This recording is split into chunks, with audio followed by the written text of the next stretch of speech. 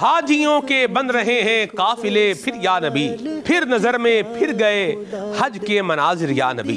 حج کا مبارک وقت قریب آ رہا ہے۔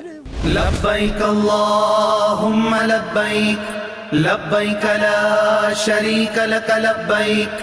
حج کے فرائض، اس کے واجبات اور کیا ہیں حج کی سنتیں، مینا، عرفات، مزدلفہ میں وقت کیسے گزاریں؟ حاجی کو آپ سب سے زیادہ کون سا وظیفہ پڑھنے کی تلقین فرمائیں گے؟ صحابہ اکرام علیہ مردوان فرماتے ہیں کہ ہم لبیک اتنی بلند آواز سے کہا کرتے تھے کہ ہمارے گلے بیٹھ جایا کرتے تھے۔ اللہ۔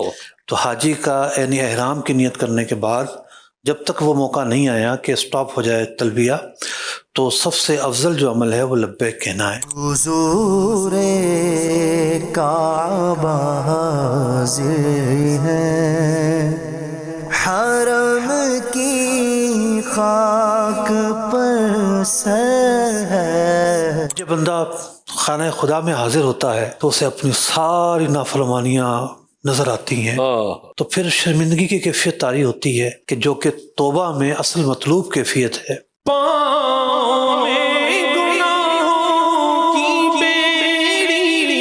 جذبات کے طوفانوں کا سفر ہے، اس کے لیے جو سنجیدہ ہو، اس کے لیے جو سیکھ کر جائے، اس کے لیے جس کے پلے ادب ہو۔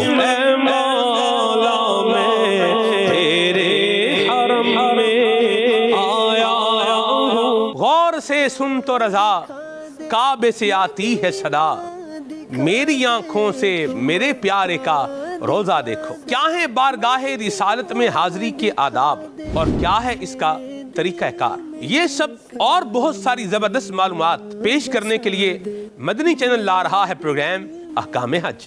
دیکھیے پروگرام احکام حج بروز منگل اور بدھ مدینہ منورہ میں رات 7:30 بجے اور پاکستان میں رات 9:30 بجے براہ راست مدنی چینل پر۔ صلو علی الحبیب صلی اللہ تعالی علی محمد۔ مجھے اپنی اور ساری دنیا کے لوگوں کی اصلاح کی کوشش کرنی ہے انشاءاللہ۔